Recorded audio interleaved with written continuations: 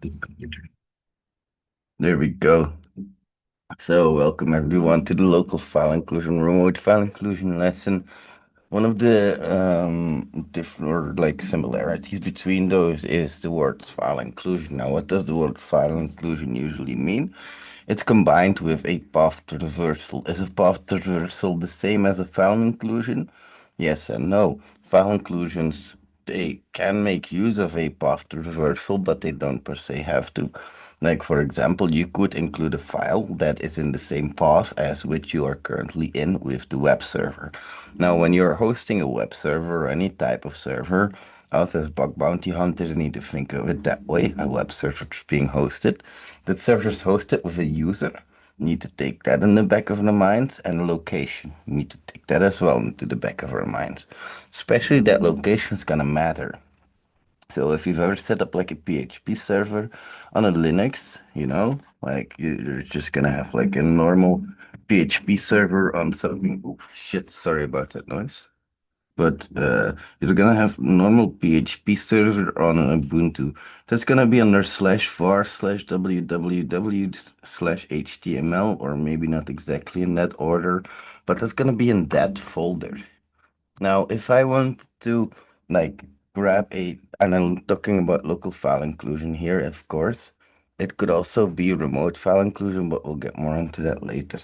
Now, if I wanted to get a folder or a file that is outside of that var www.html folder, I need to do some path traversal. So there's a CWE for path traversal that's sometimes referenced when it comes to local file inclusions. Does that mean that when you do path traversal, that you always have a or a local file inclusion? No, not per se. You can also change directories or do some path traversal without per se including a file. So the two don't mutually exclude each other, they do build upon each other. Just a little tidbit there. Remote file inclusion is different. We're going to grab the files from a remote server or somewhere along those lines. And the two have a little bit of a different goal in mind. They are in essence similar in that they're trying to include a file. But with remote file inclusion, you're trying to get the server to include a file that's yours. With local file inclusion, you want to get the server to include a file that's hosted on the local file system.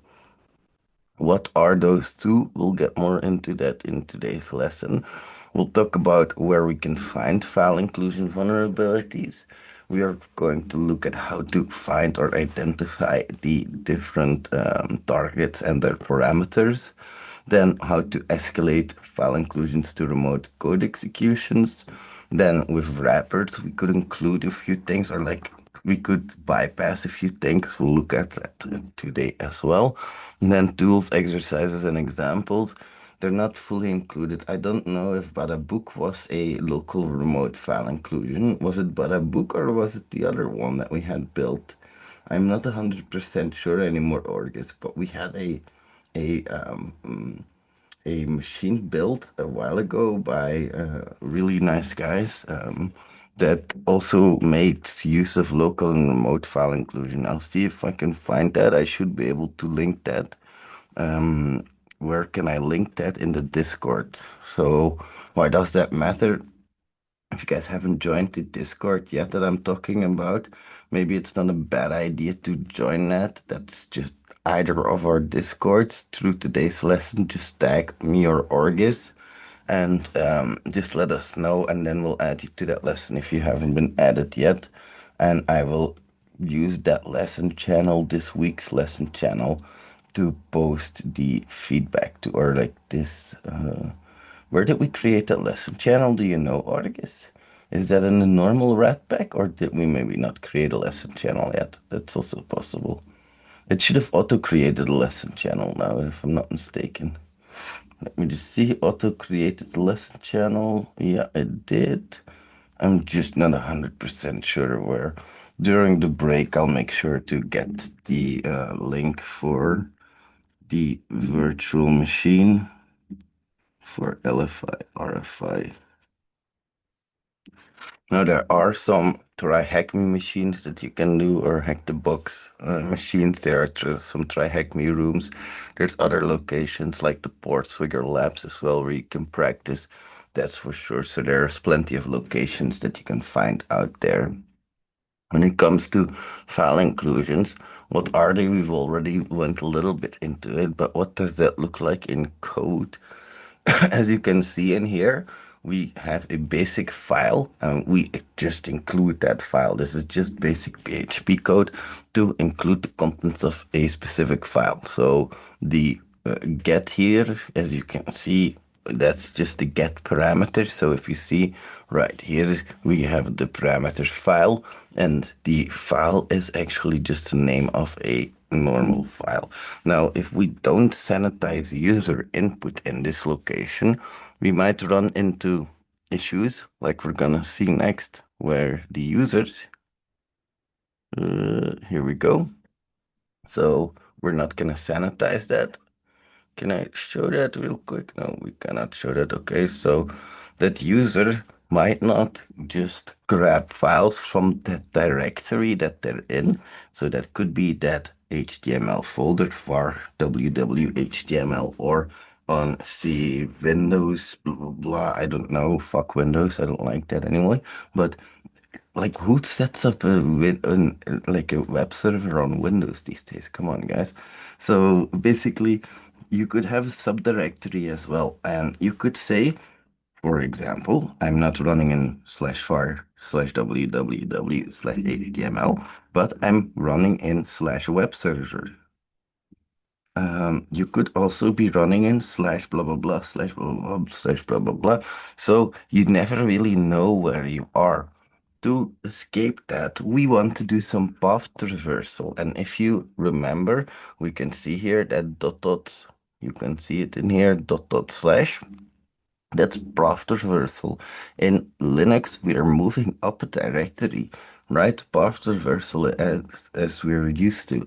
So we could combine that or just chain it multiple times, dot dot slash, dot dot slash, dot dot slash, dot dot slash, to get to the root directory and then just leave from there like any normal Linux system. Now, the exact location of the files that we want to grab will still depend on what type of Linux system that we're attacking, because not every distribution has its file systems arranged the same way. So, still, we need to take a little bit of that in mind, and Can especially, I ask something? of course, bro, of course, of course. Gives me some time to Uh, vape. so as you said, like if we are moving upwards in a Linux directory, does that means it has a Linux server on it? I'm sorry, can you repeat that, please? If you? Uh, we are moving one directory upwards in a Linux file system with dot dot and slash, right? Mhm. So like it means that it has a Linux server, right?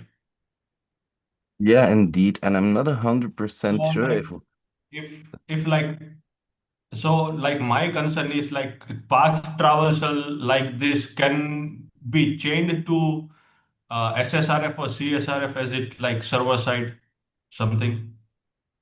a request for you could um you you could look at it that way. We'll see some examples later as well that I believe are describing exactly what you're trying to see here. Was it this one? No. Was it this one? Skins local file inclusion. No. No.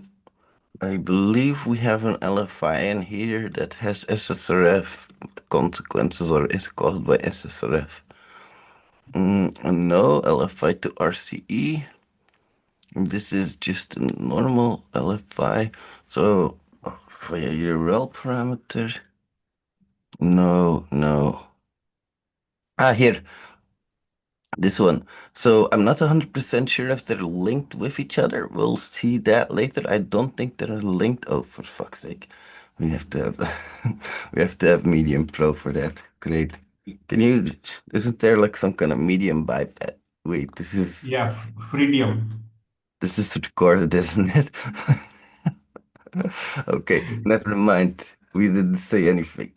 But yeah, the implications could be that they are related, but they're not really like you won't really often find them in the same context because an SSRF is a server-side request forgery. You're trying to get something like an intranet or something that is running versus a file inclusion is you're literally looking for a file. With an SSRF, you'll never be looking for a file, but you'll, yeah, basically be trying to get something else on that, like a different port or whatever.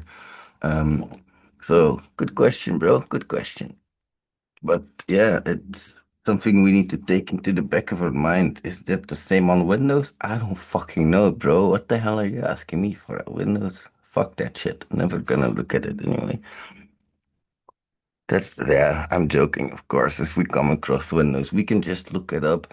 Plus, we can also just spin up a virtual box ourselves and we can try it ourselves, right? Now, I don't know if it's that way in Windows or not. I really don't, but the name says it all, local and remote file inclusion. Why is local or remote file inclusion harder versus easier to exploit? The theory here goes that for can you guys guess? Does anybody have an idea why local is easier, local's harder versus remote?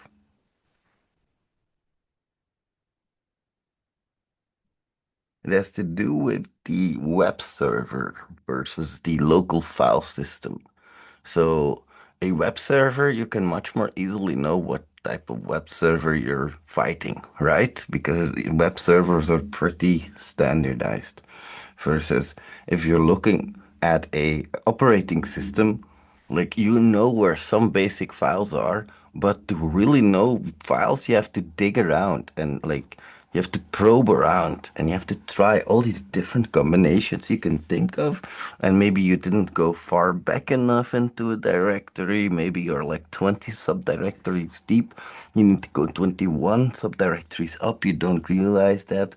So there's a lot more complexities versus remote file inclusion. You're not looking where the file is. You know where the file is. That's why we want, well, it says here view remote files, but it's more like include remote files to be executed. That's why remote file inclusion and remote code execution often go a lot more hand in hand versus local file inclusion. It could still mean remote code execution. How could local file inclusion mean remote code execution? Anybody got an idea of that? I will give you a hint. It has to do with a different thing you have to do first.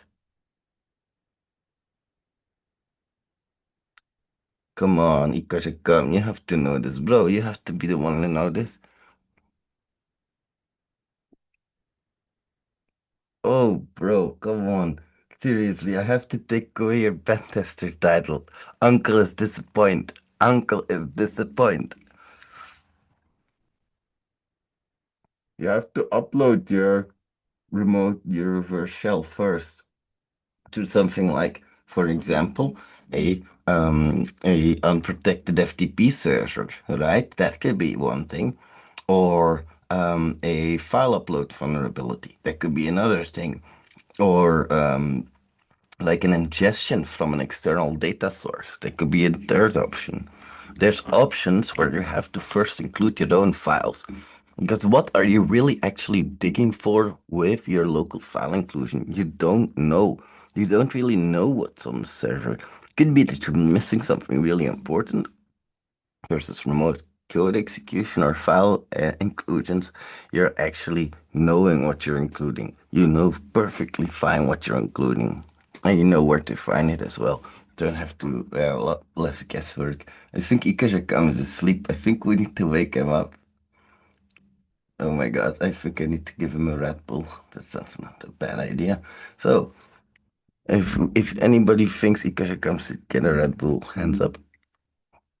Oh, all right. You're not seeing me take my hand up, are you? Fuck, I'm an idiot. I forget that I don't have my camera on. So, how critical are file inclusion vulnerabilities?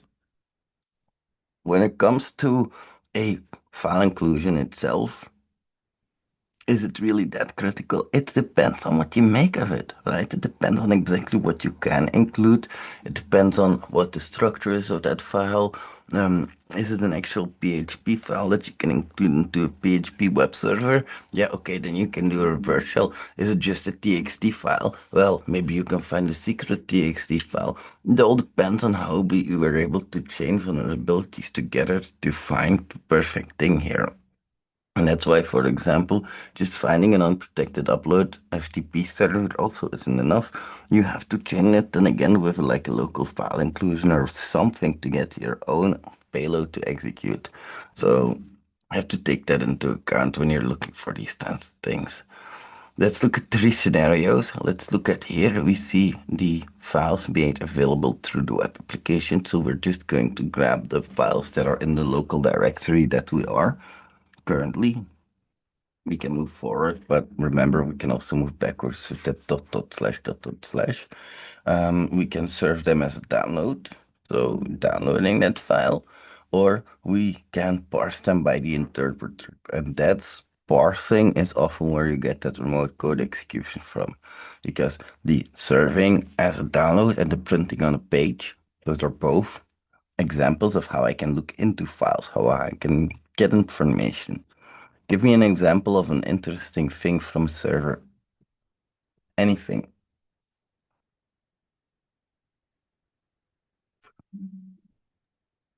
Ports. Yeah, to a degree, but I mean a file. Like, give me a file that could be interesting. What could I be going for? Robot.txt. Yeah, but I mean on a local file system.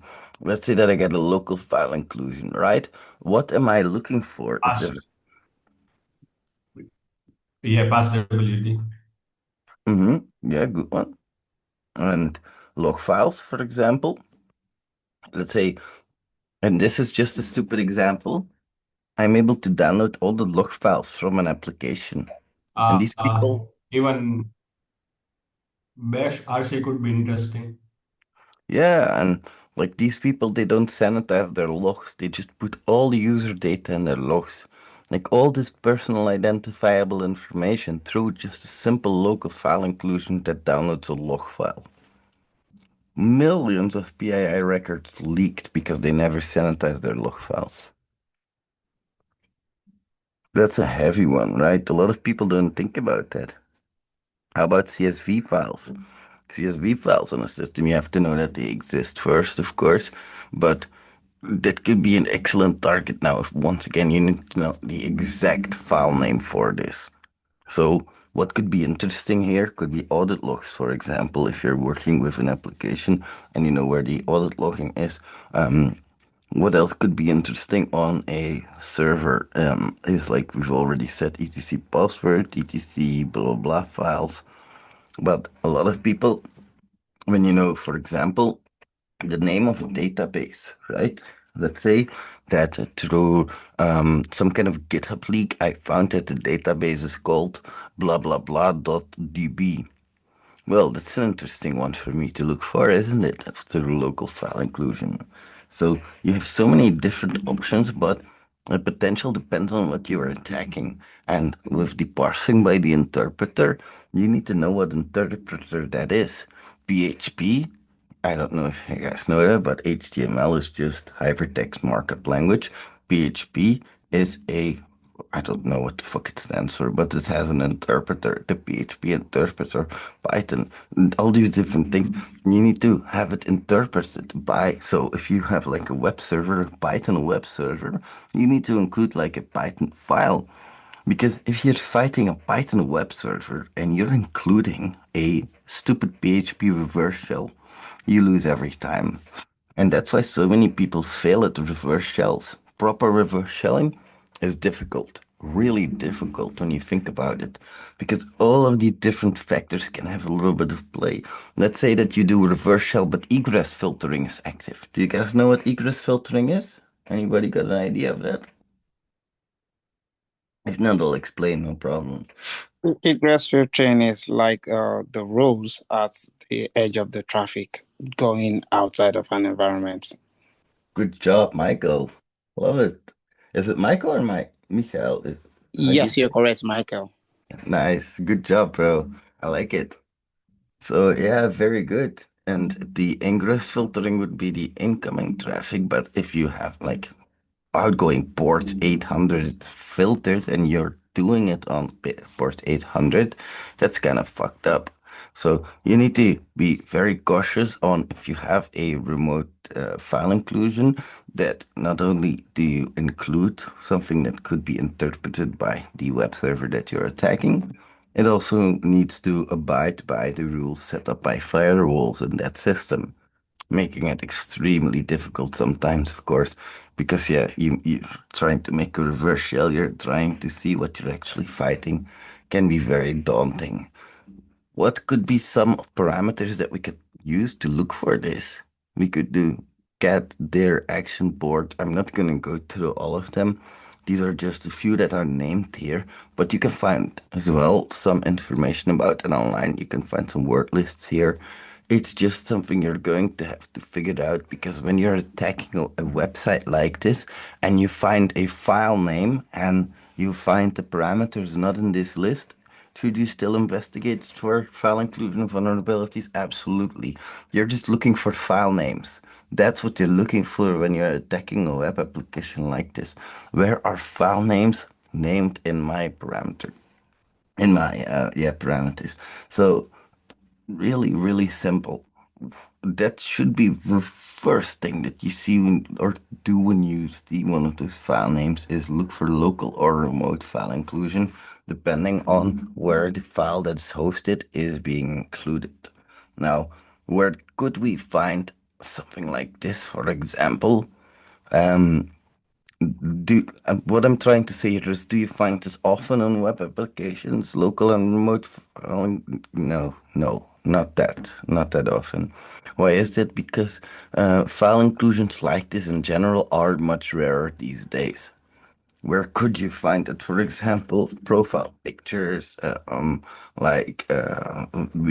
other pictures that are grabbed from a server or whatever. Yeah, you could find it there, but we know that it exists. We protect against it. Often we'll do things like filtering out dot slash, so file traversal becomes pretty much impossible. We'll see exactly how these security measures are implemented later, but there's different layers of filtering we could apply to this. Now, let's see. How do we know is my target vulnerable? This is here. These are like files that you can grab. For Linux, we've already set the etc password, but for the Windows, apparently it's this one. For Mac, I know it's the etc tab file that you can grab, but here we are adding, like you see, a lot of dot slashes, like we said before, just to get out of the current directory that we're in. Why is that? Because we are hosted at this location and we want to get to the root directory so we can get a flying start. And if we see the file that we've requested, we know that there's potentially a vulnerability. Doesn't mean that it's safe if the file doesn't exist, because, like I said, filters could be active. And what could we do to evade those filters, you might be asking? That's a good question, dear Rat. We have several options here. One of them could be null byte termination. Don't ask me how the fuck that works. That is rat magic voodoo. I don't know how the hell that works. I could figure it out, but bro, my brain is fried, so you don't ask me those kind of things now. Now here we see double HTML encoding could also be applied, very possibly UTF-8 encoding, and we could potentially add a lot of dots here because these files names are basically truncated. That's what PHP does. Another types of various tricks could be to add multiple slashes here. This would be a system removing all the dot slashes. So basically, yeah, it would result in just the normal grabbing of a file. That's what you need to imagine as the Nginx alias LFI we can also try to do. So if we see this, that's basically the same as this, and that becomes because the alias here, location slash I, is set up as the data dash W3 slash images. What does that mean? This dot dot is also a directory back.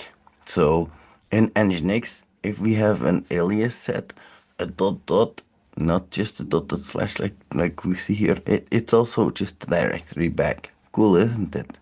When it comes to RFI, we could have a basic RFI here. We could even do RFI for SMB shares, which is something that not often is happening or not often has been, you don't see that very often. But it is definitely a possibility. Now, when we talk about that remote code execution, we've mentioned it briefly before, but we can exploit something like remote file execution pretty easily for that, or at least a lot easier than local file inclusion, because we already control the file. We don't even need to put another file onto the server. We already know it. So we just know it, we host it, we include it, and we have a file inclusion vulnerability. Especially here with what we see in terms of attacks being done, remote file inclusion is definitely a devastating one. Like I said here, exploiting using Apache log files. So Apache logs, really good to grab. Log poisoning, we can send requests like we can see here, where in here in our log, you can see it. I don't know if it's very visible, but basically when we send this request, we get the request in the logs. What more exploiting could we do via the logs, via email? So you want to send an email to an internal account containing malicious PHP code.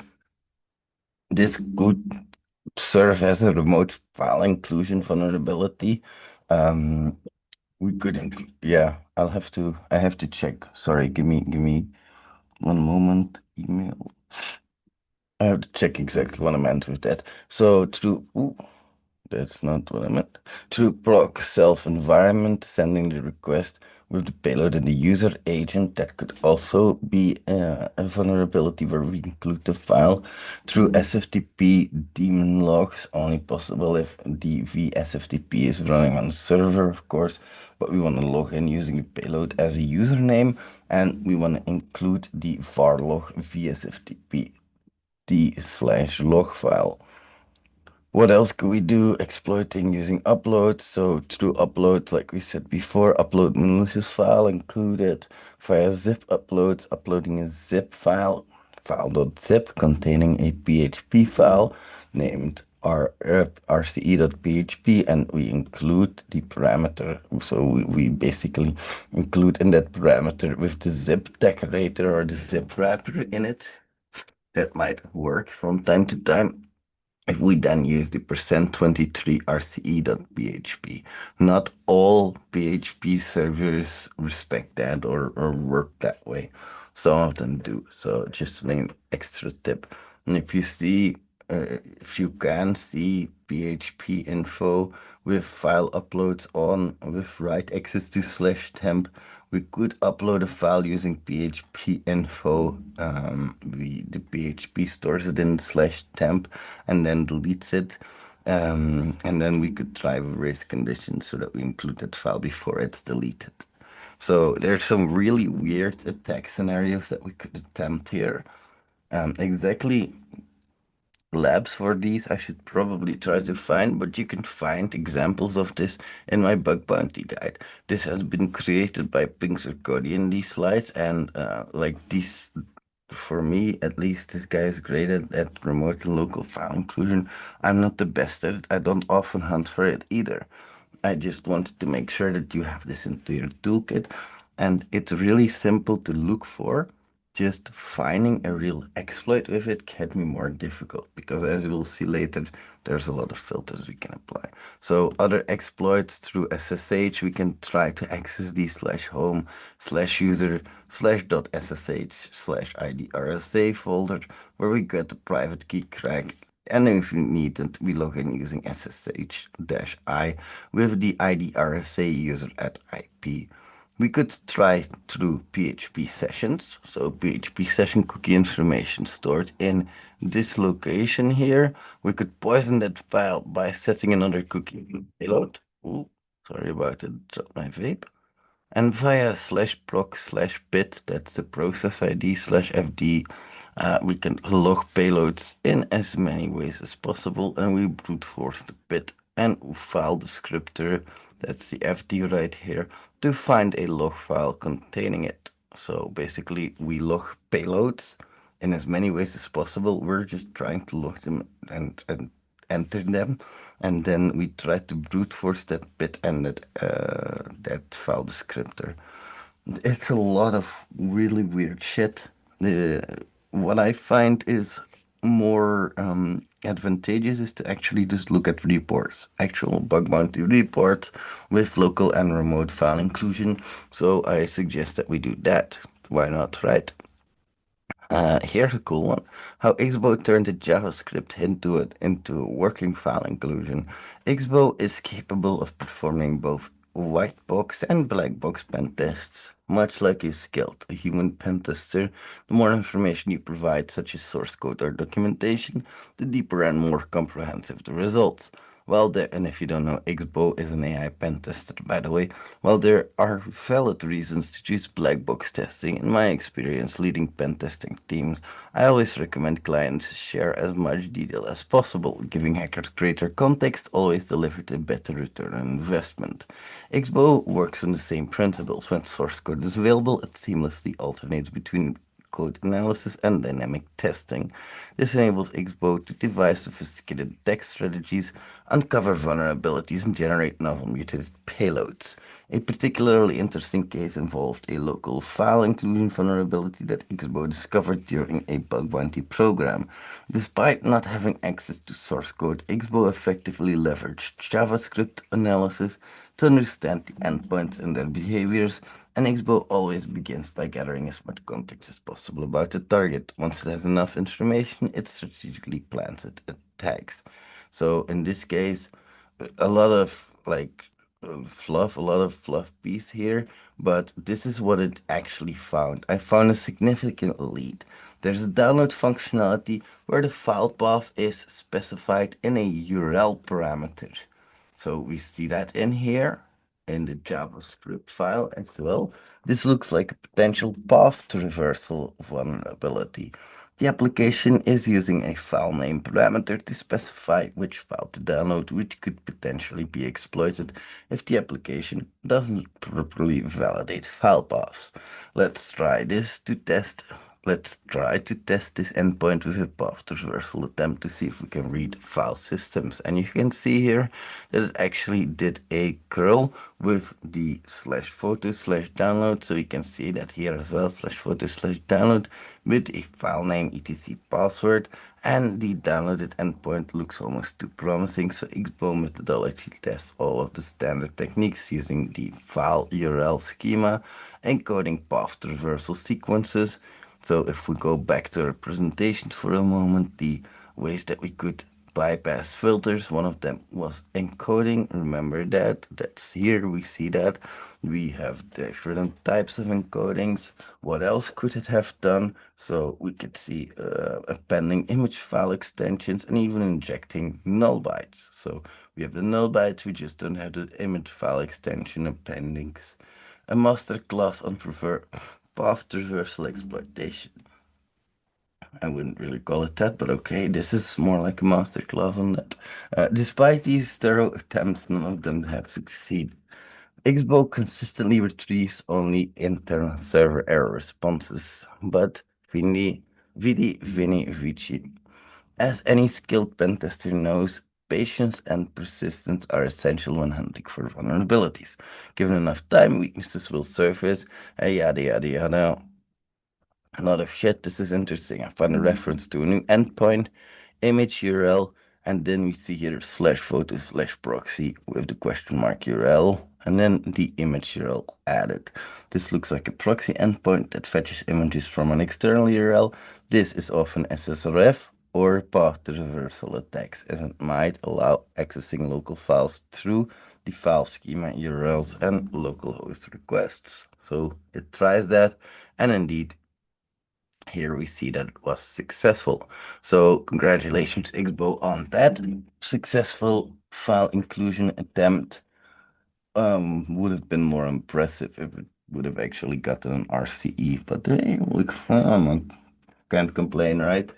So anyway, that's a great one. There's more here: unauthenticated local file inclusion using the exclamation mark at the target, blah blah blah. When accessing endpoints on HTTPS, blah blah blah. So the target here, and we have a juluk, yeah, slash exec slash, and then we have com.son dot magnet type management, and then we have the colon type, blah, blah, blah. It's a lot of fucking characters. And in compiler directives add. It is possible to path traverse on the machine and reading local files by using the exclamation mark at the new directory injected, allowing an attacker to read local files without being able, with even being unauthenticated. So without being authenticated. This reads, for example, as you can see here, this thing, what it basically does is, with this guy here, it just adds an exclamation mark. How that works, why that works, I don't fucking know. But you can see it. Yeah, it's an exclamation mark to get the etc password. I still don't know how that properly works to this day. I've tried to look into it. I can't get there. If you guys have ideas, I would love to hear from you because this is one that's intriguing to me. Probably to you as well. I don't know. People who are experienced with LFI, RFI. Anybody ever seen this before? With an exclamation mark? Funky, isn't it? Alright, what else do we have here? LFI bug can help you make $500 or more. Have you guys noticed that there's a lot of local file inclusions and not a lot of remote file inclusions? That seems to match up with what we've seen before, right? Where it says that local file inclusions are more common versus remote file inclusions. So the reality seems to be okay, so that's not a premium article. That's great.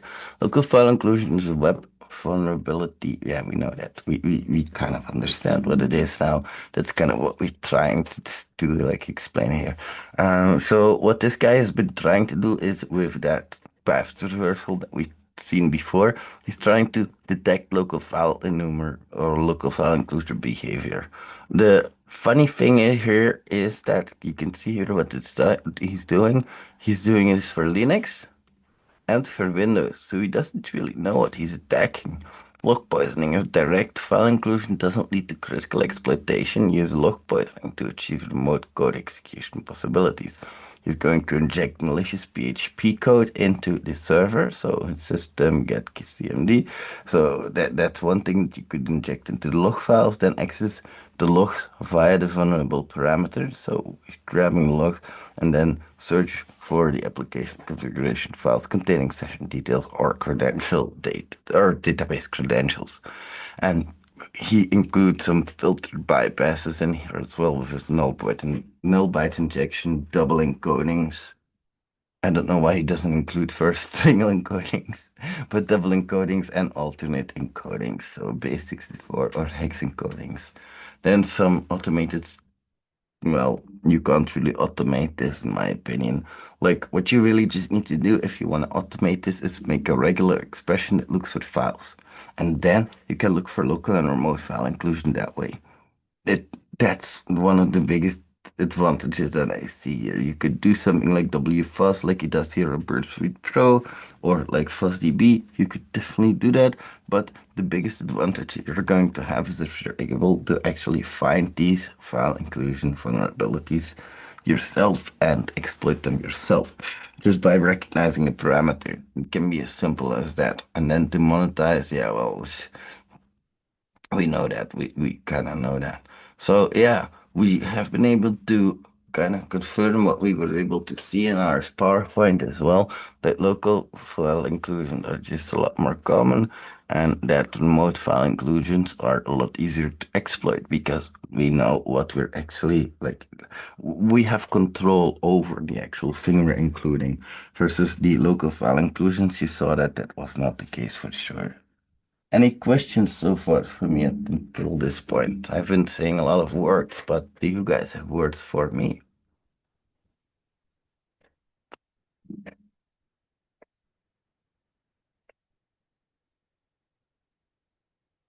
I would assume that's a no. Okay, perfect. Good job so far paying attention, ladies and gentlemen.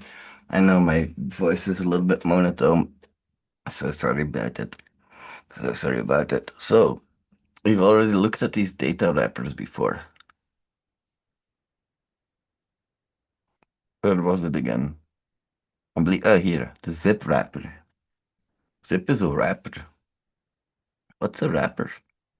So, a wrapper could be, for example, PHP wrapper, like here, where we wrap whatever we'll include in this PHP context so it actually gets executed as PHP. We could also wrap it in data, base64 encoded. We could wrap it into an expect. This is not enabled by default.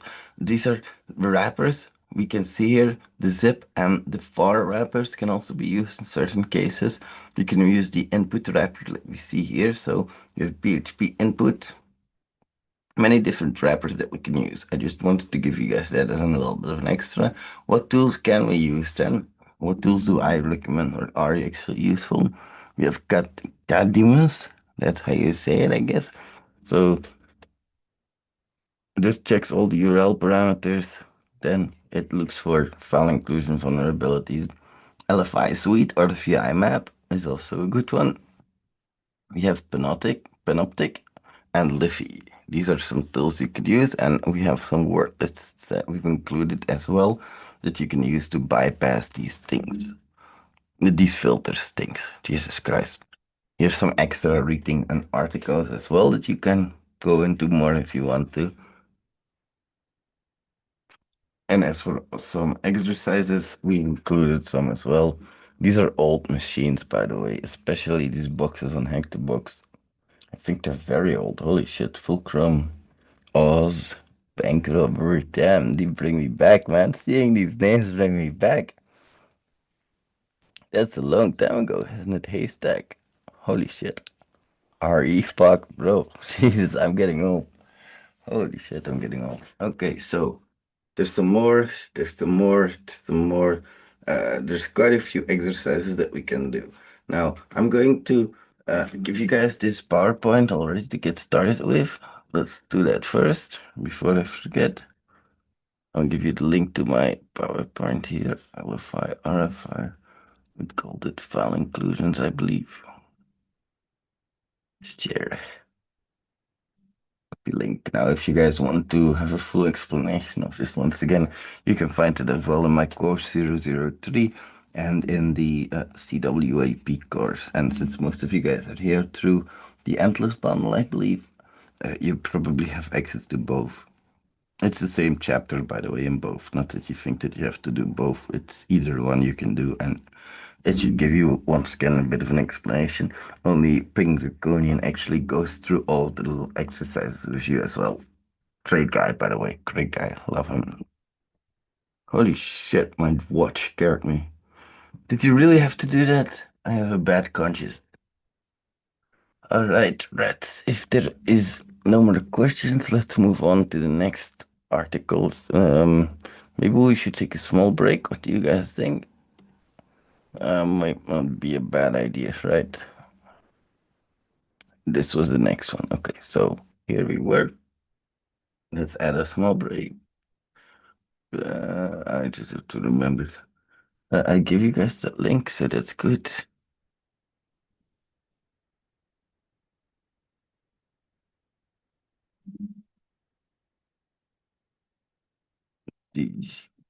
Just give me a fucking timer, bro. Just give me a timer, bro. Set, start. Here we go. I will be right back, ladies and gentlemen.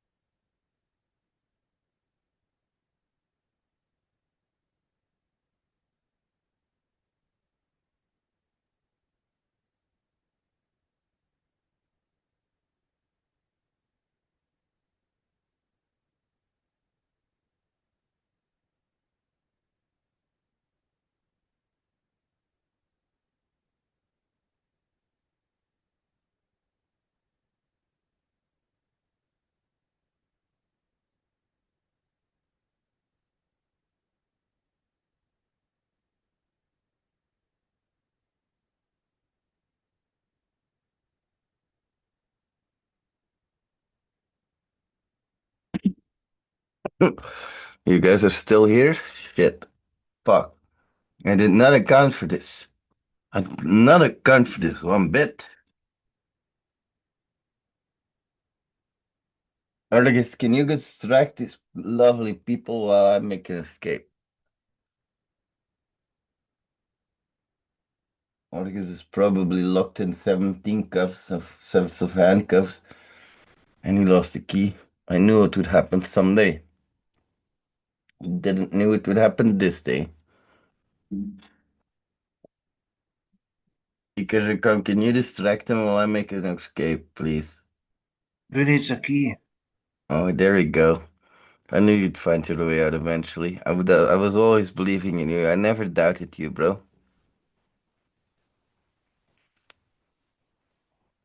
Do you believe Keys are me? for cheaters. Keys are for weak ass pussy bitches, right? Is that also how you think about your door? I'm just wondering, do you like just carry your lock picking set around you everywhere?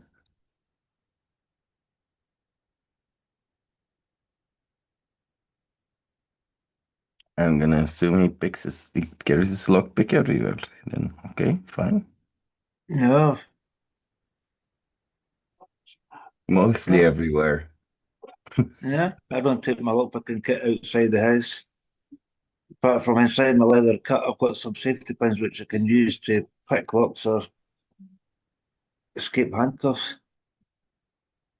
Yeah, because God knows you'll need those soon, right? You never know.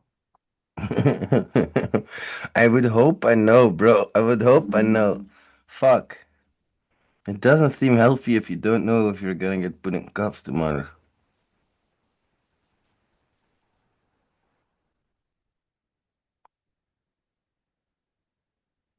Oh man. That tooth that they didn't completely pull, it's completely fucking inflammation and shit. Hurts like a motherfucker. I think most of us are back, right? If you're not back, say something. Well, that was my best joke of the night.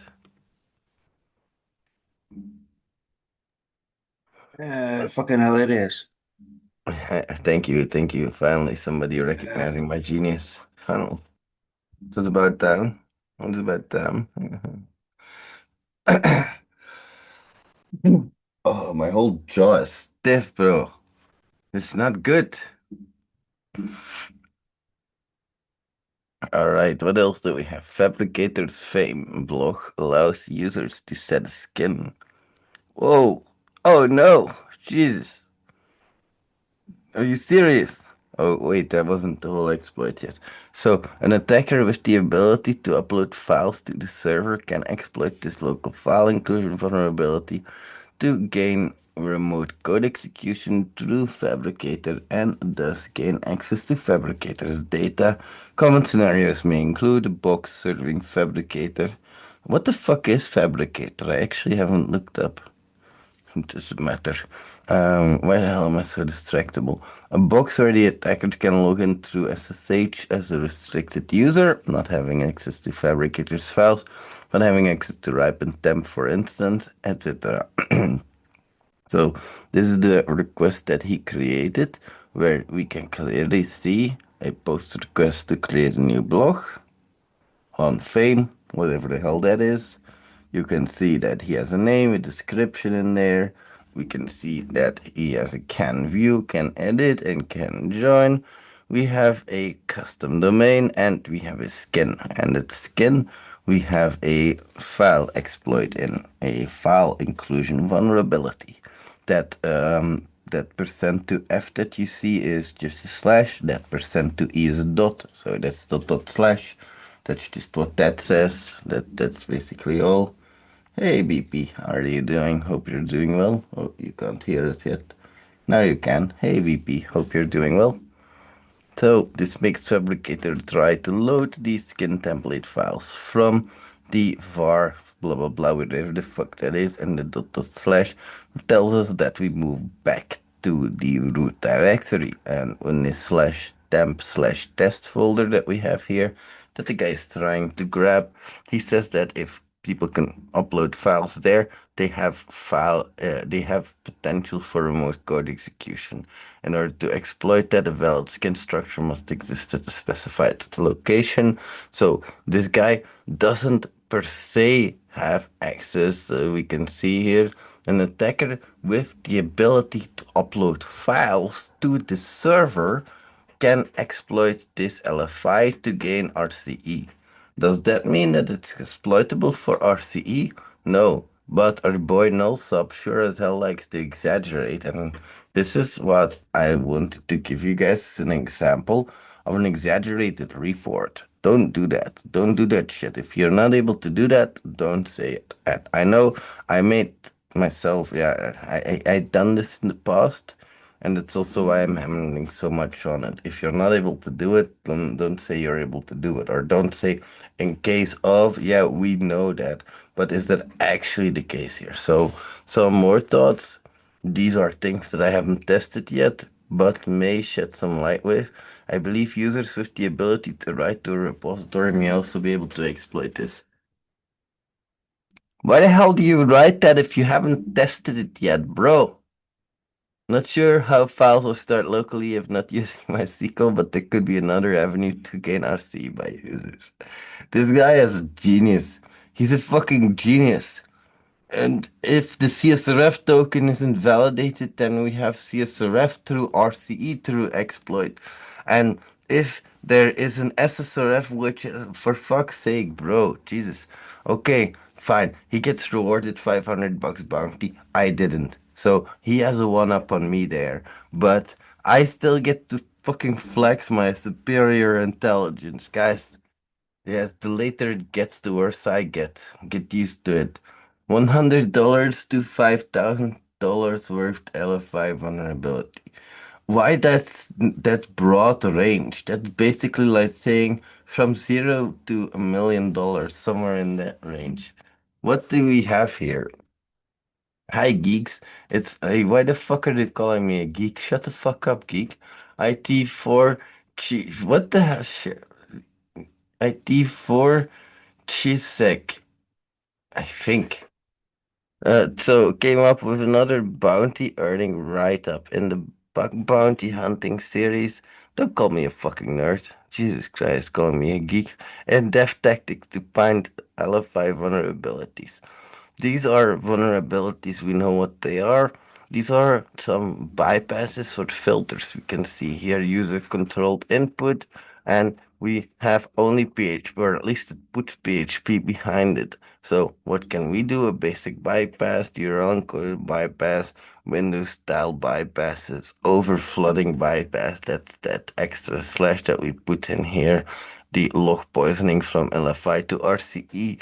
These are just avenues that we've seen before, basically. Null byte injection, bypassing file extensions.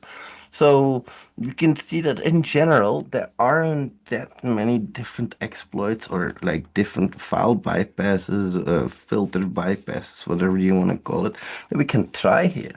There's basically a few different things that keep coming back and keep coming back, but the most important thing is finding those file paths, those file endpoints. That's gonna be a big one. How to find local file inclusion vulnerabilities in WordPress plugins and themes. That's also something a lot of you guys are wondering, right? I see that often because sometimes when a theme file gets included, is there vulnerable to local file inclusion? Yes or no? Let's have a look. Local file inclusion occurs when oh, we know that. Come on, bro. In WordPress and PHP web applications in general, this means values from get, post, whatever, or other user-controlled sources end up in the include, require, include once, or require once functions. While this is a well-known class of vulnerability and has been around for ages, it remains relevant in the WordPress ecosystem. According to the WordFence 2024 annual WordPress vulnerability and threat report, LFI entered the top 10 most common vulnerability types in 2024, ranking 7th. I don't really see that reflected in the things that I'm testing, but I'm testing mostly business applications. So that's maybe the difference. This article specifically focuses on LFI from a vulnerability research slash bug hunting perspective. In WordPress, LFIs most often appear when plugins or themes dynamically include files, like template files, based on request parameters. WordPress core doesn't provide specific functions in its security API to explicitly prevent file inclusion vulnerabilities. Rather, these vulnerabilities are mitigated by preventing user-supplied paths and file names from making their way into included functions or include functions. In most cases of LFI exploitation, path traversal or directory traversal is used to escape the intended include directories. Despite if that's that dotted slash from before, if you didn't see that coming. Despite available protection, the real world code often concentrates or concatenates, that says, raw user input into paths without adequate validations or authorization. When these are used in PHP include functions, we get file include vulnerabilities. Why does this matter? The primary impact of LFIs is unauthorized file disclosure, and in many cases, execution of arbitrary code if the included file contains PHP. Highly debatable what he says there, but fine, let's not to go into that. In a WordPress context, this can be used to read sensitive files or execute arbitrary PHP code. Under certain conditions, LFI vulnerabilities can be changed to remote code executions via techniques like log poisoning, session poisoning, or abusing tooling like PSCM.php. Although these changes usually require environmental knowledge, as we said before, what web server are we attacking, what type of file system are we attacking, Linux, Windows, etc. In this guide, so that's that knowledge of the environment. In this guide, we will show how LFIs commonly present in WordPress plugins and themes and how to effectively hunt for them with a sync to source tracing methodology. We will also highlight how to prevent LFIs to help developers avoid introducing these bugs in the first place. LFI Finder Challenge 30% bonus on LFI vulnerabilities through November 24th, 2025. And that's on September, October, November. So that's still ongoing. All file inclusion vulnerabilities and plugins slash themes with over 25 active installs are now in scope for all researchers, regardless of tier. That's great. Submit an LFI vulnerability to unlock that exclusive badge. So that's potentially why they did that. They have a bug bounty program. That's why I'm saying it. You can join it. Everybody can join it, by the way. So feel free to. Um, um, oh, hey, Michael. Now I see what you look like. You look awesome, bro. You look swagging with that fucking suit, bro. Nice. Thank you. High five. Let's go. Jesus, leave some women for the rest of us, bro. What the fuck? Okay, enough being impressed with my audience. They should be impressed with me. So, how local file inclusion works. Local file inclusion happens to we saw that before. Let's not get into this. This is a vulnerability example and it's intentionally simple. In real plugins, the path is often built from a base directory plus a user supplied value. A real world example of that is this specified CVE. I can put that in the chat as well. With the file category Ajax filters includes functions.php. And in the following vulnerable code snippet, a base path is concatenated with the user supplied post parameters, CAF post layout value. We can see here the CF post layout value with the sanitized text field of the, oh, I hate it when it happens, of the post parameter CF post layout parameter. The build path and the include is going to be the file path value variable with that tccaf path dot the includes layout slash post slash whatever that value was dot php, and if that file exists, it's included once.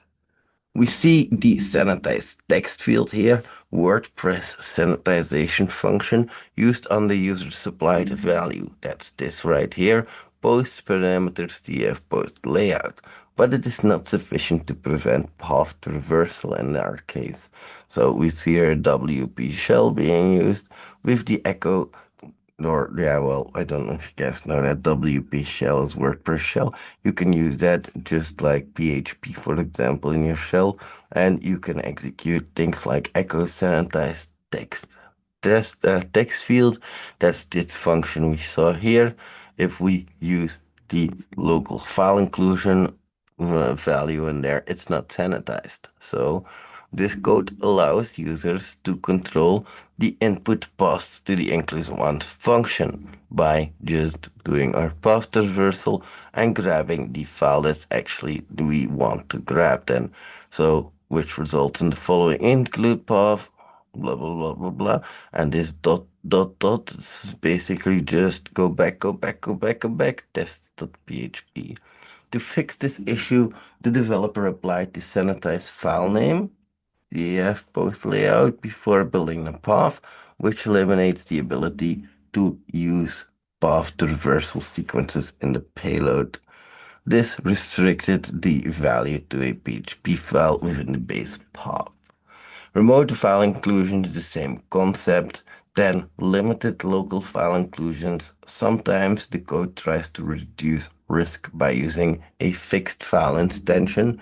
We saw that before. We append the .php, for example, by anything that the user supplies, and this prevents the inclusion of non-PHP files, but it doesn't stop path traversal per se. So that means that the attacker may still be able to include unintended PHP files anywhere else on the server. This is this is one of the most common types of LFI vulnerabilities out there. So a lot of it looks like this, where you see here that they just append .php, meaning that you only allow PHP files to be included. Well, that doesn't always work because you can just end that with a null byte that we saw before, like we've seen here. It could happen that the are able to include PHP files from otherwhere on the server. So static analysis and dynamic analysis, a brief recap to effectively hunt for these vulnerabilities. You need to use two primary vulnerability analysis methodologies. The static analysis, which involves just looking at the source code, trying to find all these different parameters that could include any type of file, or dynamic, just running the application, going through it, and finding the parameters that could potentially be vulnerable. These are fundamental concepts for vulnerability research in any ecosystem. They've defined that as well, and they have the as well a guide on how to find XSS vulnerabilities. That's also specifically aimed at WordPress as well, by the way, if you're wondering. And they reviewed the fundamentals of static source code analysis in their WordPress security architecture post. All very impressive, but how do you actually then find LFIs in WordPress? The best way to start for this particular vulnerability type is by using static analysis. So hunting for that would mean, in this case, they have a tool here. They could use the tool ripgrab, for example, and they want to have a shell snippet. So they use the ripgrab to search for include and require functions in the category Ajax filter plugin folder using this regular expression. So they use ripgrab. They want to look for this particular regular expression, and they want to do that in that file category Ajax filter.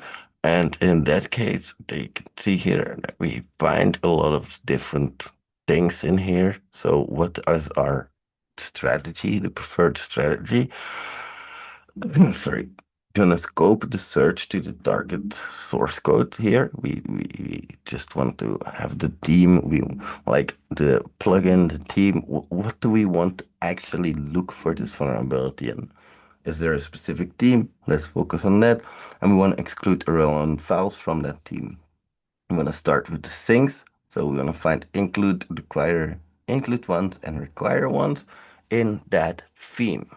So you pick a WordPress theme, you exclude these files here, you look for these different functions. We create a checklist of where they are. So we just create a full list of all of these things that we have to check. We trace things back to sources. So follow the variables that we are using. So if any of the variables, if we have like user defined input that can go in these functions into the theme that we've picked, then we verify the guardrails. So allow list, sanitize file names, base names, rel path, containment, and capability checks. We mark off non-vulnerable paths. So if we've checked something, we don't find any vulnerability there. So all the guardrails are effectively applied. Is that what that means? Then we cross that off and we move on. If we find something, we build a proof of concept exploit for it. So if there's one of the guardrails that is effectively applied, like the sanitized file name, for example, not properly applied, well, that could potentially be a bug bounty for you, ladies and gentlemen. So I hope that you realize that this is much more than just a this is an LFI RFI lesson. This is how you find bug bounties in WordPress themes, guys. Literally telling you here. WordPress themes, WordPress plugins. Step by step guide. So great content here. I will put this article in the chat as well because I think a lot of you guys are interested in that one. Then variable includes without containment patterns. These are some variable includes that we could look for. We could look for concatenation with fixed PHP extension. So if they add the .php, we could still check if we can get anything else, any PHP file on the server that is not in that directory. We can use functions like sanitized text. So if we find sanitized text field on file name slash paths instead of the sanitized file name text field, you can see where the problem is, right? So if they've used the sanitized text field where they should have used sanitized file name, that's immediately something you should make your proof of concept on. If they have no fixed set or allow list, that's an issue. Some proof of concept tips as well that you can give, and then some real world proof of concept examples, some CVEs. I am not going to go through them today, but this should give you a step-by-step example of how to look for it already with some real world CVEs attached to it. A really in-depth article. I love this one when it comes to LFI, RFI. This is one of my favorites. Any questions there so far? If there's any, I probably won't be able to answer them anyway. Let's go on to the next one. So, this is also something you probably want to check out. I have also read a article about this guy recently about cross-site scripting, but this guy also makes a banger article about that. Bug bounty hunting is all about spotting of vulnerability exploit or like opportunities, he says. He's looking for just simple local file inclusion. He's trying to understand the code at hand, moving towards remote code execution by seeing if there's any files writable by the web server, then containing user control input. If we can find Apache logs, fine, we poison them. We try to get remote code execution through the Apache logs. We include the log file through local file inclusion, and bam, we have a remote code execution. That is impressive, isn't it? If you don't fully understand how that works, take your time to read that once again, because it is quite an intricate article. I have skipped over a lot of the details here, but this is a great one. He put code in a log file. He included that log file and he got that code to execute. So that's great. I love it. The way that he also put his HackerOne article in here. $1,000, I think it's well deserved. He put some remediation suggestions in here as well. This is a Sony one, an LFI, just to show you that they do give 7.5 vulnerabilities for that. This was, I believe, a simple local file inclusion via a URL parameter. So that's a great one. And then we have this one here by Krish Cyber. I just wanted to include it, but I don't think it's that great after all. So that's something that I wanted to show you around that. We're not done yet. We're nearly there though. Hang on, dear heads. Hang on, dear hackers. We're nearly done. Now let's look at this for a moment. 5 steps of local file inclusion. No, no, no, no, no, no, no, no. We do like so, like so, like so, like so. There we go. Can I zoom? I cannot zoom. I can. You're just gonna have to fucking live with it. 150. There we go. So we can see here that we have a basic file include with nothing in it, just an etc password could grab that etc password file.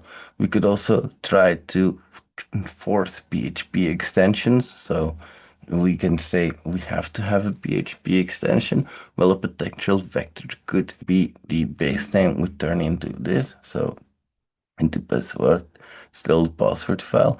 If an attacker can guess the allowed file names, they might still be able to abuse it and put it into a wrapper like we can see here that might survive naive checks.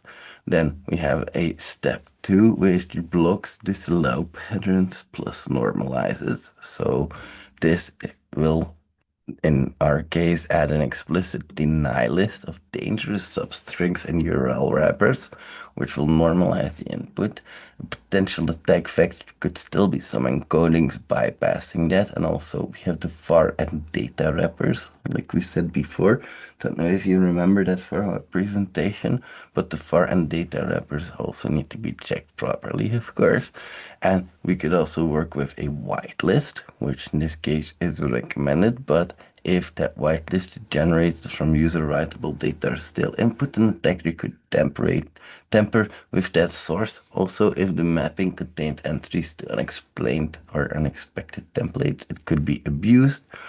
And step 4, we see that we have no include slash required of user input, where we use the route plus template renderer. This is the most secure practically, but still it has a potential attack vector, as we can see here, where vulnerabilities may still exist in the renderer slash template engine, or in that logic, in the logic that loads the files at the deploy time. So still a lot more secure, still not a fully 100% secure.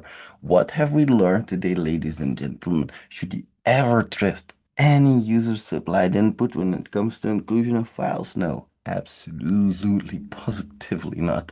Try to avoid it because look at this monster that you see on your screen right now. That's not pretty to look at. Man, it's not pretty to look at one bit. But there's a lot of protections that come into place once we allow user supplied input to files like this. Same goes for Node.js. I won't go over it with you again, but it's the same idea, the same concept behind it. Look at how pretty that is in step 5, bro. Look at how fucking pretty that code is. Makes me want to puke. Makes me want to gouge my eyes out. Any questions so far for me, gentlemen? No question? Perfect, thank you. Then I'm going to end it here for tonight. I'm going to jump in my bed because I feel like crap. I have a stomach ulcer, if you're wondering. Try to not get stressed, it doesn't work. And try to not take NSAIDs when you have stomach ulcers, it also doesn't work. Doesn't help, I heard. I appreciate everyone for coming. Thank you so much, Michael, BP, Mr. Ikashikam, Mr. Orges, Mr. Thomas. It was a pleasure seeing you all today.